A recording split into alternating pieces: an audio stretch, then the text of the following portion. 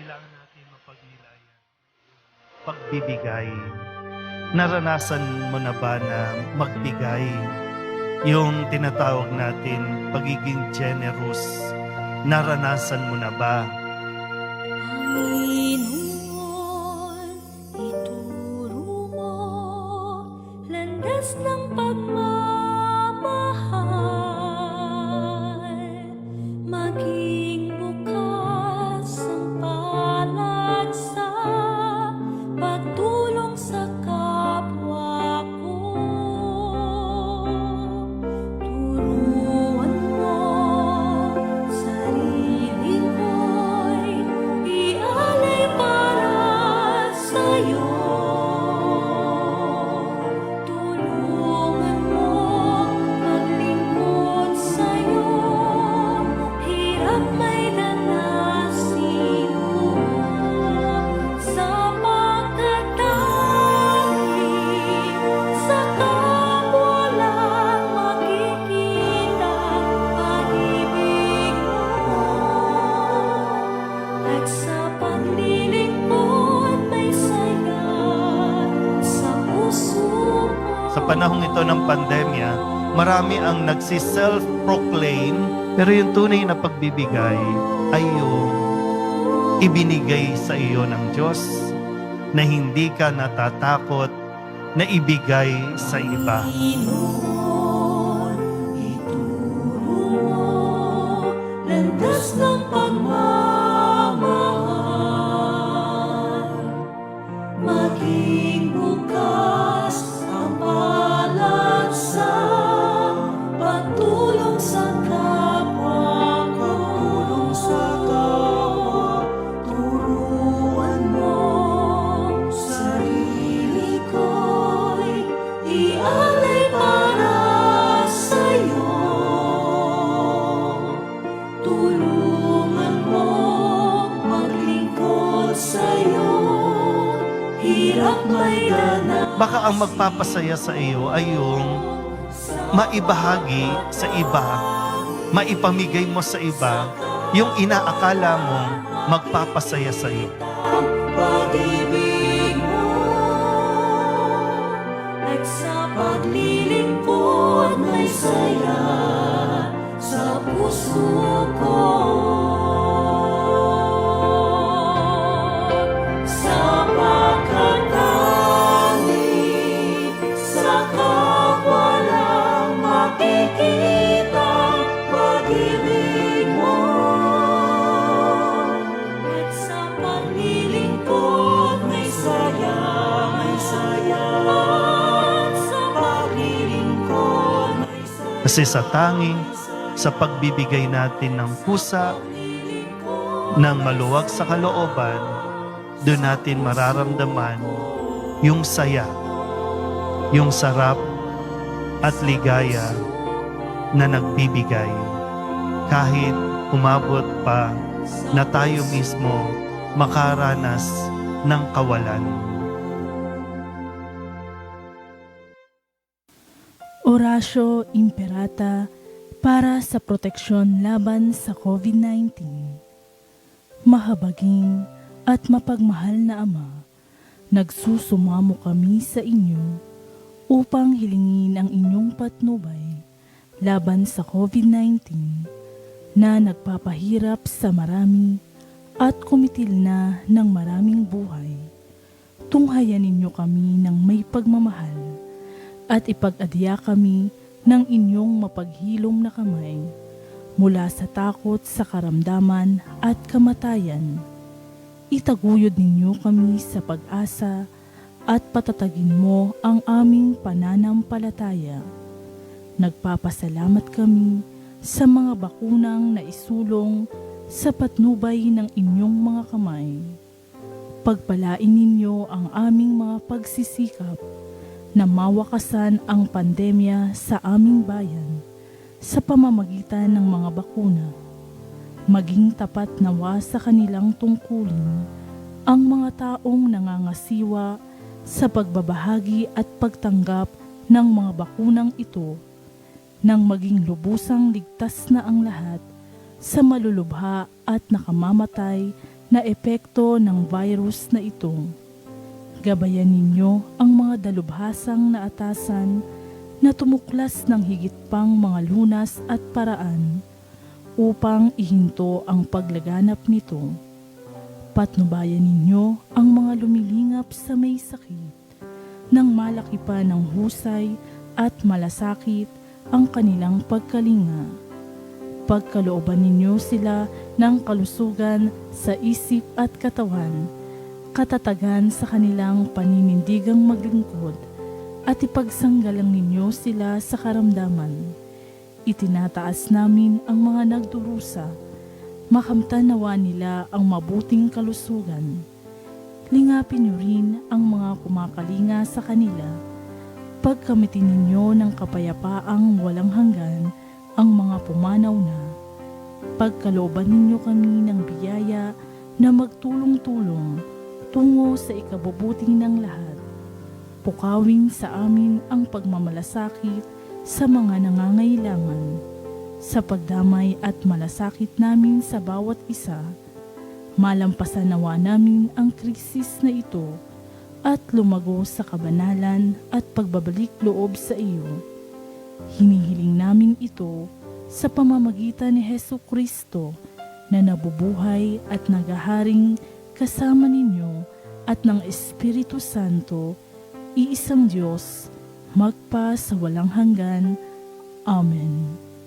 Dumudulog kami sa iyong patnubay, mahal na Ina ng Diyos. Pakinggan mo ang aming mga kahilingan sa aming pangangailangan at ipag-adya mo kami sa lahat ng kasamaan. Malwalhati at pinagpalang Birhen. Amen. Mahal na Birhen, mapagpagaling sa may sakit, ipanalangin mo kami. San Jose, ipanalangin mo kami. San Rafael Arcangel, ipanalangin mo kami. San Roque, ipanalangin mo kami. San Lorenzo Ruiz, ipanalangin mo kami.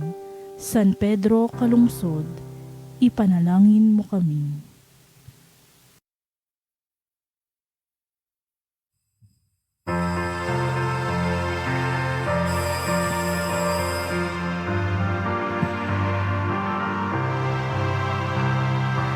Viva poong Jesus Nazareno, awit at papuri, alay namin sa'yo.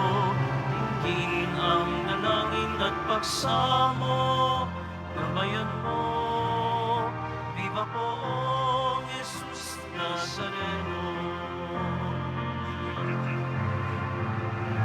Tayo ngayon ay magdiyon at sambahin ang buon. Magdiwang tayo sa ating debosyon, purihin ang Panginoon. Viva poong Jesus Nazareno, awit at papuri, alay namin sa'yo. Tingin ang dalangin at pagsamo, gabayan mo. Viva poong Jesus Nazareno.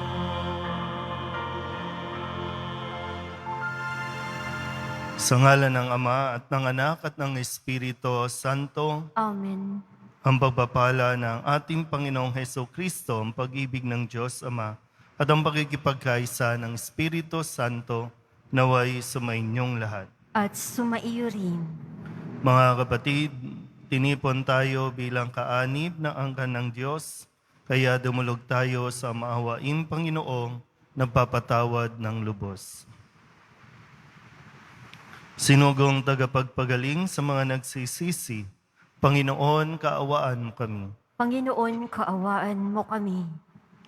Dumating na tagapag-anyayang mga makasalanan ay magsisi, Kristo, kaawaan mo kami. Kristo, kaawaan mo kami.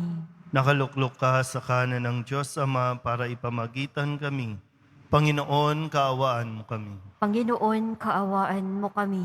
Kaawaan tayo na makapangyarihang Diyos, patawarin tayo sa ating mga kasalanan at patnubayan tayo sa buhay na walang hanggan. Amen. Manalangin tayo.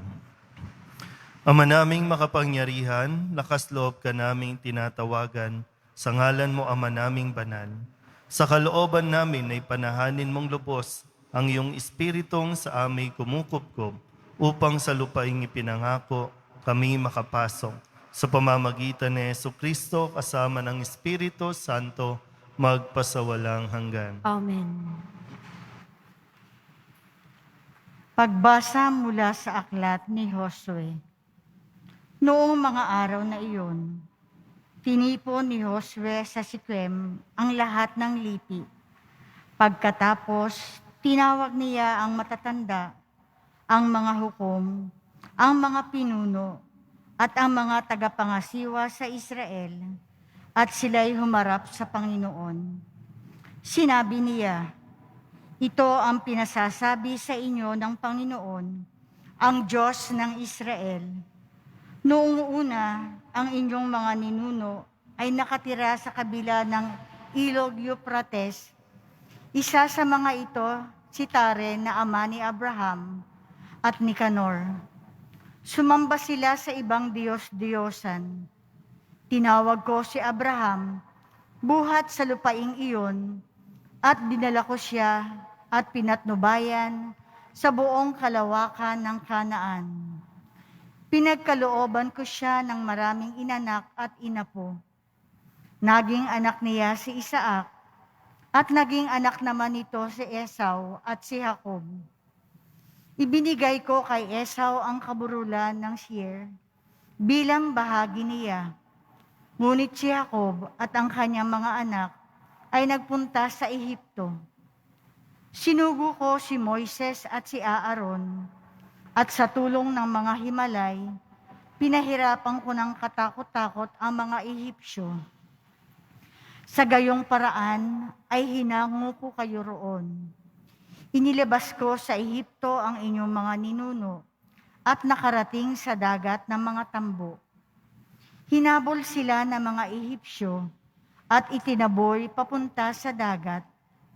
Ang inyong mga ninuno'y nanalangin sa akin at pinalatag ko ang dilim sa pagitan nila at ng mga Ehipsyo. Pinauho ko sa mga ito ang nahating dagat at sila'y natabunan ng tubig. Nasaksihan ninyo ang mga ginawa ko sa mga Ehipsyo at matagal kayong nanirahan sa ilang. Pagkatapos, dinala ko kayo sa lupain ng mga Amoreo sa silangan ng Hordan. Binaka nila, pinuksa ko sila at nasakop ninyo ang kanilang lupain. Nilabanan kayo ng hari ng Moab, ni Balak na anak ni Sipor, at sinugo niya si Balaam na anak ni Beor upang sumpain kayo. Ngunit hindi ko dininig si Balaam. Sa halip, pinagpala niya kayo. Sa gayon, iniligtas kayo sa kamay ni Balak. Tumawid ako sa Hordan at sumapit sa Jericho. Nilabanan kayo ng mga taga-Jericho at ng mga Amoreo, Pereseo, Cananeo, Heteo, Herjeseo, Hebeo, at Heboseo. At sila'y nalupig ninyo sa tulong ko. Ipinasalakay ko sa mga pukyutan ang 2 haring Amoreo at pinalayas ko sila bago kayo dumating. Walang kinalaman sa pangyayaring iyon ang inyong mga balak at pana. Binigyan ko kayo ng lupaing hindi ninyo binungkal. Pinagtayo ko kayo, kumain kayo ngayon ng ubas ng ulibo na galing sa inyong mga punong hindi kayo ang nagtanim. Ang salita ng Diyos. Salamat sa Diyos. Ang pag-ibig ng may kapal ay tunay na walang hanggan. Ang pag-ibig ng may kapal ay tunay na walang hanggan. O pasalamatan ang Panginoong Diyos pagkat siya'y mabuti. Ang kanyang pag-ibig ay walang hanggan at mananatili. Pinakadakilang Diyos ng mga Diyos ay pasalamatan. Ang pag-ibig niya ay mananatili pang walang hanggan. Makapangyarihang higit kanino man itong Panginoon. Ang kanyang pag-ibig ay mamamalaging panghabang panahon. Ang pag-ibig ng may kapal ay tunay na walang hanggan. Nang mailabas na niya'y siya ang kasama habang nasa ilang. Ang kanyang pag-ibig ay mananatili at pangwalang hanggan. Ang pag-ibig Pinagpapatay niya yaong mga haring may kapangyarihan.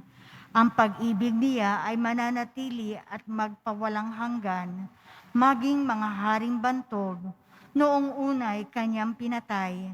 Ang kanyang pag-ibig ay hindi kukupas at pangwalang hanggan. Ang pag-ibig ng may kapal ay tunay na walang hanggan. Ang lupain niya'y ipanamahagi sa kanyang hinirang.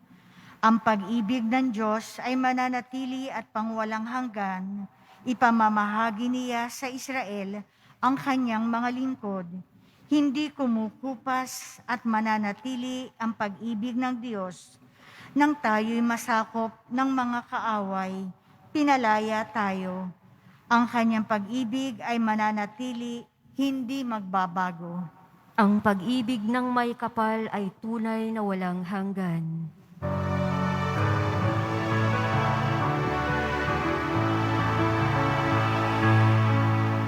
Alleluia,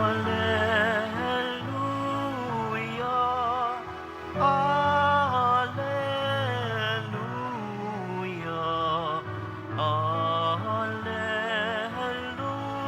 Alleluia, Alleluia. Tanggapin niyo ang salita na di sa taon nagmula, kundi sa Diyos na dakila. Alleluia, Alleluia, Alleluia, Alleluia.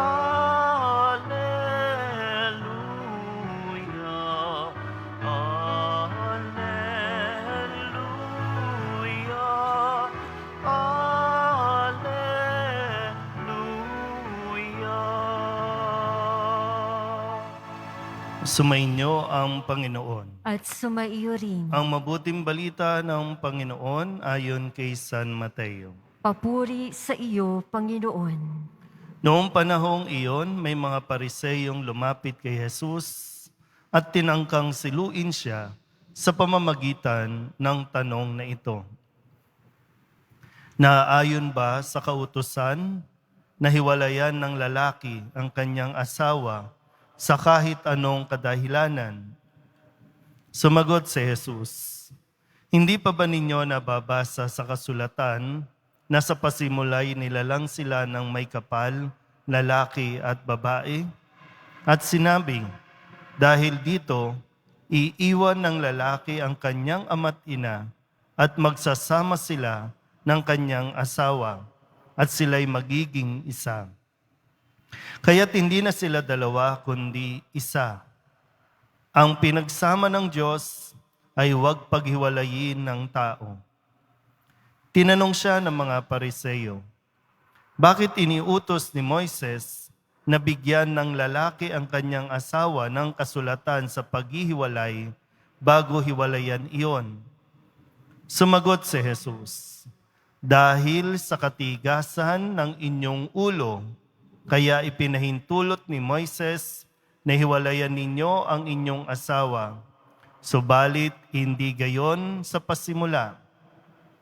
Kaya sinasabi ko sa inyo, sino mang lalaking humiwalay sa kanyang asawa sa anumang dahilan, liban sa pakikiapid at mag-asawa sa iba, ay nangangalunya. At ang mag-asawa sa babaeng hiniwalayan ay nangangalunya rin. Sinabi ng mga alagad, kung ganyan po ang kalagayan ng lalaki sa kanyang asawa, mabuti pang wag nang mag-asawa. Sumagot si Jesus, hindi lahat ay makatatanggap ng simulaing iyan, kundi yaon lamang pinagkalooban ng Diyos. Sapagkat may iba't ibang dahilan kung bakit may mga lalaking hindi makapag-asawa. Ang ilan, dahil sa kanilang katutubong kalagayan. Ang iba, dahil sa kagagawan ng ibang tao ay nagkagayon sila. Mayroon namang hindi nag-aasawa alang-alang sa ikauunlad ng paghahari ng Diyos. Ang makatatanggap ng simulaing ito ay tumanggap nito. Ang mabuting balita ng Panginoon. Pinupuri ka namin, Panginoong Heso Kristo. Isang magandang araw po sa inyong lahat. Ngayon po ay Biyernes, araw ng ating pagdidibosyon. Bagamat wala po kayo dito sa loob ng simbahan, tayo po ay hindi mapipigilan na magpahayag ng ating pagdidibosyon sa Poong Nazareno gamit ang ating mga social media o sa tulong din ng ating mga internet. Mahalaga po na mapag-usapan natin itong bukasyon ng pag-aasawa. Pag sinabing bukasyon, ito po ay tawag ng Diyos. So may pagtawag na nangangailangan ng pagtugon. Mayroong mga tinatawag talaga, mayroon namang hindi. So sa puntong ito, yung bukasyon ng pag-aasawa. Itinatag ng Diyos ang pag-aasawa para sa pagpapatuloy ng paglikha sa pamamagitan ng mag-asawa ng babae at lalaki. Nagtutuloy-tuloy ang pagsilang ng panibagong buhay. Itinakda ng Diyos ang buhay pag-aasawa bilang isang lifetime commitment. Lifetime. Kaya nga meron tayong tinatawag na marriage contract. At ito ay panghabang buhay na binibitawan ninyo yung inyong mga vows na sinasabi nga kapag kinakasal kayo, till death do us part, hanggang kamatayan, kayo po ay mag-asawa. Natatapos lang kapag kayo po ay namatay. Dahil nga sa langit, wala ng pag-aasawa. Dahil lahat ay nagiging mga anghel o katulad ng mga anghel. Pag-aasawa. Sa panahon ito ng pandemya, kailangan po mas maging matibay ang pamilya. Sa panahong ito ng pandemya, ang sasandalan ng mga anak ay ang mag-asawa. Kaya nakadepende sa mga mag-asawa kung magiging masaya o masalimuot ang inyong ECQ. Kaya dito po, sana maging malinaw sa atin na noon pa man, hindi ninais ng Diyos na ang mga mag-asawa ay maghiwalay. O kaya naman, ang sabi nga niya, ang pinagsama ng Diyos, huwag paghiwalayin ng tao. Kaya ang tanong din, kayo ba ay pinagsama ng Diyos o tao lang at kayo lang ang nagpumilit na magsama? Kaya masalimuot ang buhay kapag pinilit nyo ang inyong relasyon na magsama, wala itong kaligayahan na may dudulot sa isa't isa. Pero kabilin-bilinan ni Jesus, ang pinagsama ng Diyos, huwag paghiwalayin ng tao. Yung iba naman sa atin po, no, o sa inyo, mga ano lang naman, no, mga tinatawag natin mga filingera lang naman. Hindi naman kayo mag-asawa. Pero ang tingin nyo sa isa't isa mag-asawa. Kasi nga, nagsasama na kayo. Ang tawag natin dyan, no, live-in, o kaya naman, sa salitang, no, sabihin natin kanto, naggagamitan lang naman. Pero, pinoproblema ninyo ang isa't isa na feeling nyo mag-asawa kayo. Hindi pa naman kayo kasal. Ang pinag-uusapan natin dito, yung mag-asawa na. At pag sinabi mag-asawa na, kasal na. At kapag kasal na, panghabang buhay na talaga yan. Kaya kailangan pinag-isipan muna ng mabuti, kinilala muna ng mabuti. Kasi handa ka ba talaga sa isang commitment? Ang pag-aasawa kasi matagal na proseso eh. Yung kasal, madali lang yan. Pero yung pag-aasawa, yun yung kailangan nating pinag-iisipan ng mabuti kung kayo ba talaga ay handa na mahalin, paglingkuran ang isa't isa. Kaya kung titingnan lang natin at pagninilayan natin itong mensahe ng Poong Jesus Nazareno sa araw na ito, sana po mas ma-inspire po kayo na talagang mamuhay ayon sa utos ng Diyos sa kung paano mamumuhay ang mga pinagsama ng Diyos. Ngayon, kung ipipilit natin lagi, taon-taon na lang gusto nating maipasa ang divorce. Kasi ang sabi, noong panahon ni Moises, si Moises ay tao lamang. Ang nagsasalita ngayon, si Jesus, ang Diyos, na siyang nagtatag ng sakramento ng kasal. Kasi si Moises siguro, sabi nga, kasi nga ang titigas ng ulo ninyo. Pero malinaw naman sa kasulatan, bibigyan mo siya ng kasulatan, pero hindi ibig sabihin, pwede na kayo mag-asawa at makisama sa iba. Dahil kapag ang hiniwalayan ay sinamahan ng iba, pakikiapid pa rin yun. Malinaw naman po dito sa Ebanghelyo, yung kautusan, yung tungkol sa pag-aasawa at pakikiapid. So ngayon, sino ang kumuha ng batong ipupukpok sa kanyang ulo? Baka ikaw din. Pero nawa, sa mga mag-asawa po, lalo na yung mga nanonood po ngayon, maraming nanonood ngayon, hiwalay sa asawa. Pero hiwalay lang naman. Dahil sa mata ng Diyos, kayo pa rin ang mag-asawa. Minsan, pinapayagan natin, inuunawa natin na kailangan nyo munang maghiwalay.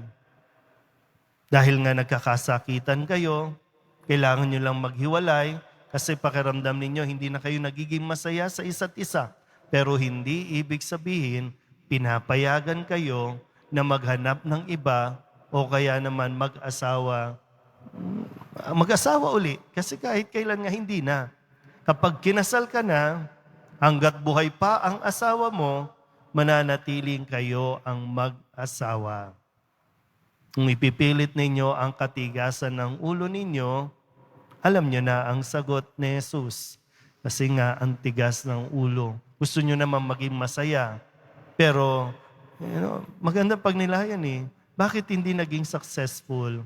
Bakit hindi naging masaya yung inyong buhay pag-aasawa? Hindi nyo pa nare-resolve, tapos papasok na naman kayo sa bagong relasyon, nadadagdagan lang yung pinoproblema ninyo.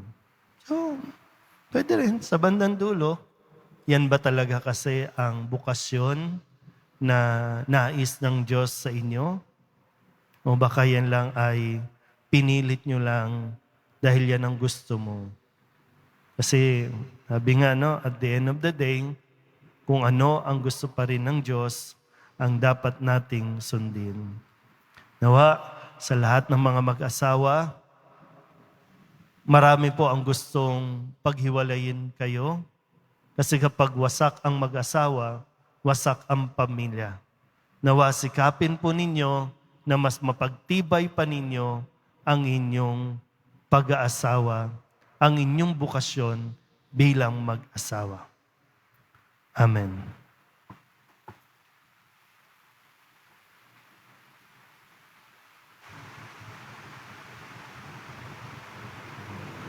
Minamahal kong mga kapatid, nakikilahok sa paglikha ng Diyos ng bagong buhay ang mga mag-asawa at may bahay.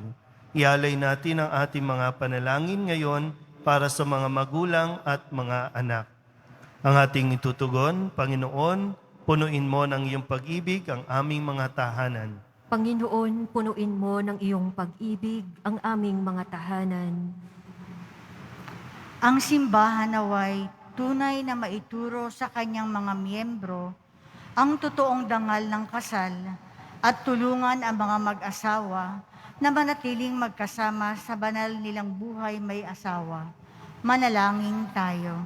Panginoon, punuin mo ng iyong pag-ibig ang aming mga tahanan. Ang mga pinuno ng gobyerno at mga mambabatas naway magpatupad ng mga batas at tuntunin na nagtatatag ng tahanan at hindi sumisira nito. Manalangin tayo. Panginoon, punuin mo ng iyong pag-ibig ang aming mga tahanan. Ang mga dumaranas ng mga pagsubok sa kanilang buhay may asawa, naway makatanggap ng biyaya na makapagsumikap isabuhay ang kanilang mga pangako. Manalangin tayo. Panginoon, punuin mo ng iyong pag-ibig ang aming mga tahanan. Ang mga pamilyang nasira dahil sa diborsyo at paghihiwalay, naway makatagpo ng suporta at pangunawa sa kanilang kapwa-tao, sa kanilang komunidad. Manalangin tayo. Panginoon, punuin mo ng iyong pag-ibig ang aming mga tahanan. Ang mga yumao nating mga kamag-anak at kaibigan, naway magtamo ng kaligayahan at kapayapaan sa walang hanggang tahanan ng Diyos. Manalangin tayo. Panginoon, punuin mo ng iyong pag-ibig ang aming mga tahanan. Idulog din natin sa Panginoon ang ating mga personal na kahilingan at mga panalangin para sa ating mga pamilya. Ganon din ang lahat ng mga misang pasasalamat, special na intensyon, mga kaluluwa na hinihiling na ipagdasal sa misang ito.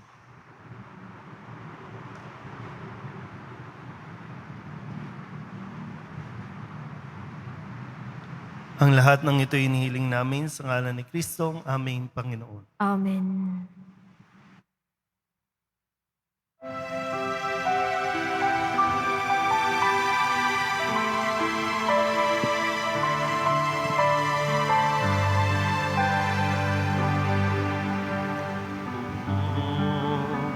Jesus Nazareno, narito kami sa harap mo.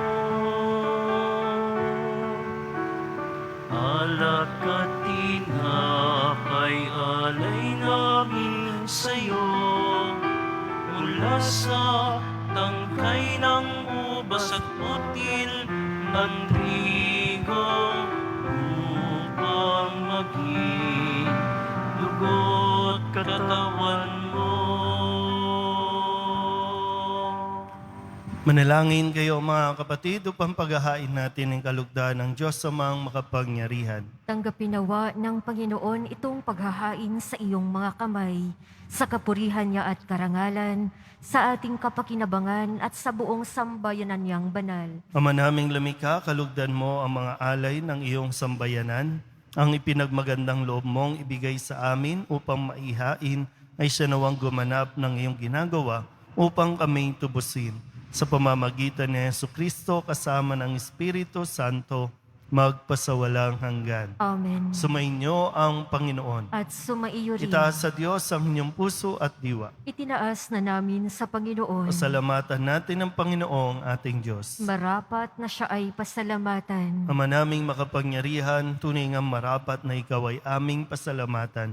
Sa iyong paglingap at kagandahang loob, ang tao'y nilikha mo at pinangasiwa sa sansinukob.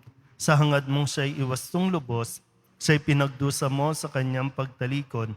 Sa iyong paggiliw, iyong ipinahintulot na makabalik siya sa pamamagitan ng Kristo Jesus. Kaya kaysa ng mga anghel ang nagsisiawin ng papuri sa iyo, nang walang humpay sa kalangitan, kami nagbubunyi sa iyong kadakilaan.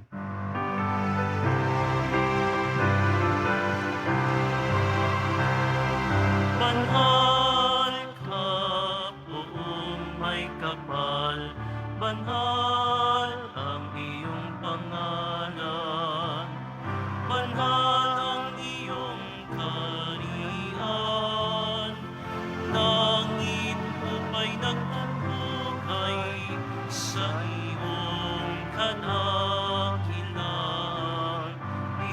dakila ng lahat ang naparito mong anak na siyang nagunat sa bulan sa Pinay ay nagpalakad at nakiramay sa lahat. Ama naming banal, ikaw ang bukal ng tanang kabanalan. Kaya't sa pamamagitan ng iyong Espiritu, gawin mong banal ang kaloob na ito upang para sa aming maging katawan at dugo ng aming Panginoong Hesukristo. Bago niya pinagtiis ang kusang loob na maging handog, hinawakan niya ang tinapay, pinasalamatan kaniya, binaghati-hati ni iyon, iniabot sa kanyang mga alagad at sinabi, "Tanggapin ninyong lahat ito at kanin, ito ang aking katawan na ihahandog para sa inyo."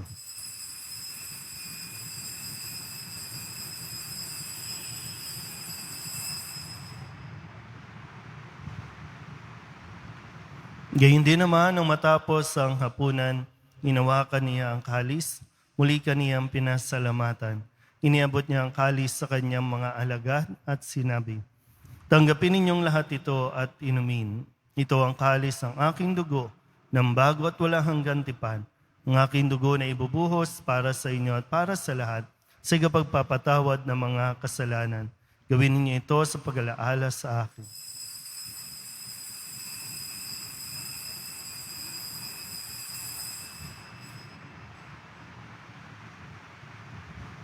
Ipagbunyi natin ang misteryo ng pananampalataya.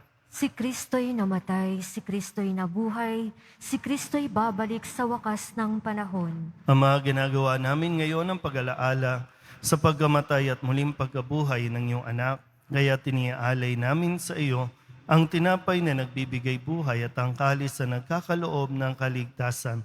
Kami napapasalamat dahil kami iyong minarapat na tumayo sa harap mo para maglingkod sa iyo. Isinasamo namin kami magsasalo-salo sa katawan at dugo ni Kristo ay mabuklod sa pagkakaisa sa pamamagitan ng Espiritu Santo. Ama, lingapin mo ang iyong simbahang laganap sa buong daigdig. Puspusin mo kami sa pag-ibig kaysa ni Francisco na aming Papa, ni Jose na aming Obispo, at ng Tanang Kaparian. Alalahanin mo rin ang mga kapatid naming nahimlay na may pag-asang sila'y muling mabubuhay, gayon din ang lahat ng mga pumanaw. Kawaan mo sila at patuloyin sa iyong kaliwanagan. Kawaan mo at pagindapating kaming lahat na makasalo sa iyong buhay na walang wakas. Kaysa ng mahal na Birhen Maria na Ina ng Diyos, ng kabiyak ng puso niyang si San Jose. Kaysa ng mga apostol at ng lahat ng mga banal na namuhay dito sa daigdig ng kalugod-lugod sa iyo. May pagdiwang nawa namin ang papupuri sa ikararangal mo sa pamamagitan ng iyong anak na aming Panginoong Hesukristo. Sa pamamagitan ni Kristo, kasama niya at sa Kanya, ang lahat ng parangal at papuri ay sa iyo, Diyos Amang makapangyarihan, kasama ng Espiritu Santo, magpasawalang hanggan. Amen, amen,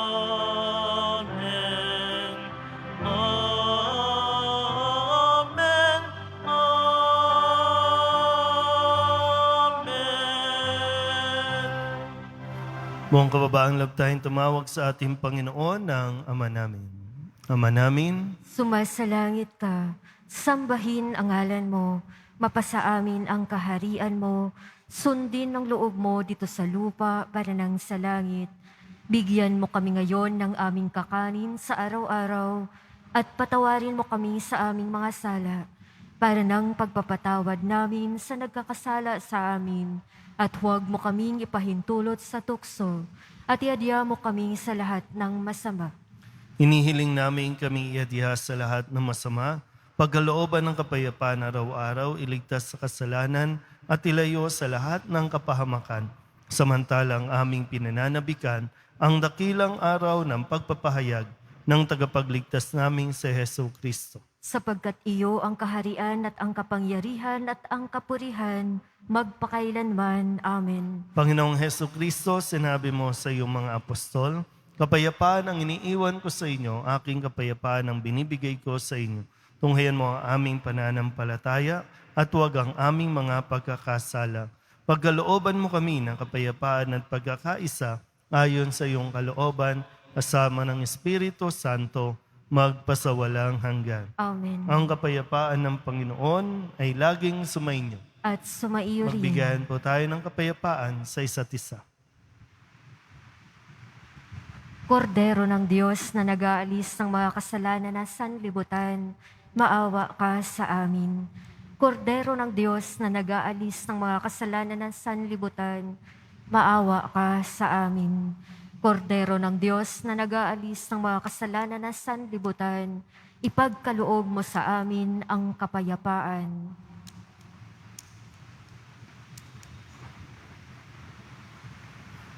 Ito ang kordero ng Diyos. Ito ang nag-aalis ng kasalanan ng sanlibutan. Mapalad ang mga inaanyayahan sa kanyang piging. Panginoon, hindi ako karapat-dapat na magpatuloy sa iyo, ngunit sa isang salita mo lamang ay gagaling na ako.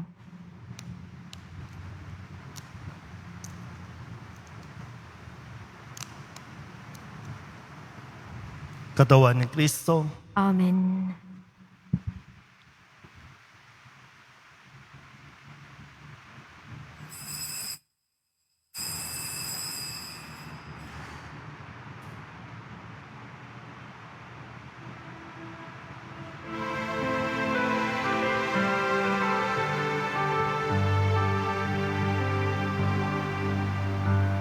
Poong Jesus Nazareno, salamat po sa pag-ibig mo.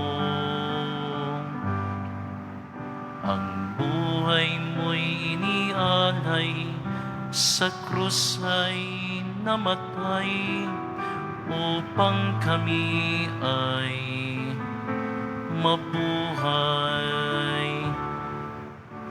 Poong Jesus Nazareno, patawad po sa mga kasalanan ko. Ang buhay ko'y iaalay, ang lahat ay bibigay, puso ko'y sa'yo lamang habang buhay. Poong Jesus Nazareno, kay buti mo, sa hirap at dusa, ika'y kasama ko. Ang samo ko't dasal sana'y pakinggan mo, nang mapawi na mga paghihirap ko. Poong Jesus Nazareno, salamat po. Ang iyong pagmamahal ay nadarama ko. Ngayon at magpakailanman, ika'y pupurihin ko. Mahal na Poong Jesus Nazareno.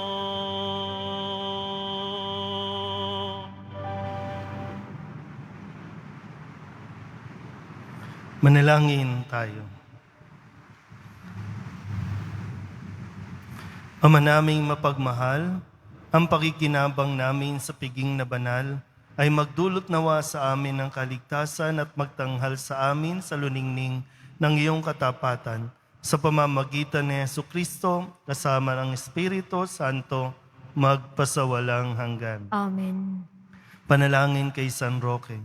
O pinapalang San Roque, pintakasi ng mga may karamdaman, Lingapin mo po ang aming mga kapatid na nasa banig ng karamdaman. Ang iyong pamamagitan ay sadyang makapangyarihan na nung ikay narito pa sa daigdig, marami ang gumaling dahil sa pag-aantanda mo sa kanila ng kamahal-mahalang krus. Ngayong ikay niluluwalhati na dyan sa langit, nananalig kaming ang iyong pamamagitan ay lubhang magaling. Hialay mo po sa Panginoong Diyos ring aming mga hinaing at sa tulong po ninyo ay makamit ang kagalingan ng aming kaluluwa at katawan. Pakundangan sa mga hirap at sakit ng Panginoong Heso Kristo at iyo po mga panalangin. Amen. Senyor San Roque, ipanalangin mo po kami upang kami maiadya sa salot na COVID-19 at sa mga karamdaman ng katawan at kaluluwa. Senyor San Roque, ipanalangin mo po kami upang kami maiadya sa salot na COVID-19 at sa mga karamdaman ng katawan at kaluluwa.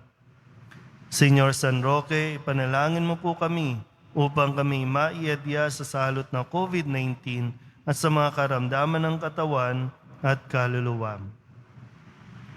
Muli po, paalala para sa mga mag-asawa, mga nagbabalak mag-asawa, hindi porket marami po at sasabihin nating uso yung pagsasama ng hindi kasal o pagsasama at pakikisama sa hindi mo asawa ay nangangahulog ang tama na ito. Mali pa rin po ang makisama sa hindi mo asawa.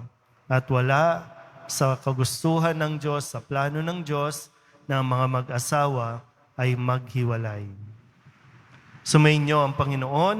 At sumaiyo rin. Manalangin tayo para sa pagbabasbas.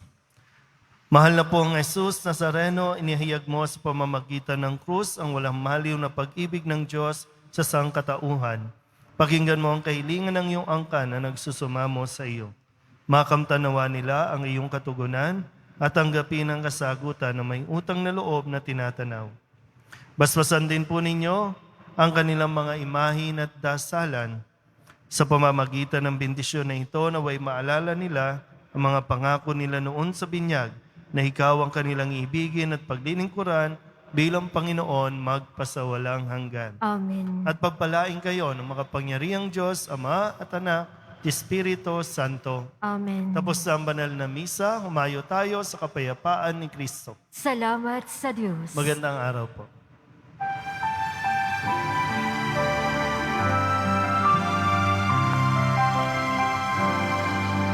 Nuestro Padre Jesus Nazareno, sinasamba ka namin, pinipintuho ka namin, aral mo ang aming buhay at kaligtasan. Nuestro Padre Jesus Nazareno, iligtas mo kami sa kasalanan. Ang krus mong kinamatayan ay sagisag ng aming kaligtasan. Nuestro Padre Jesus Nazareno, dinarangal ka namin. Nuestro Padre Jesus Nazareno, niluluwalhati ka namin. Nuestro Padre Jesus Nazareno, dinarangal ka namin.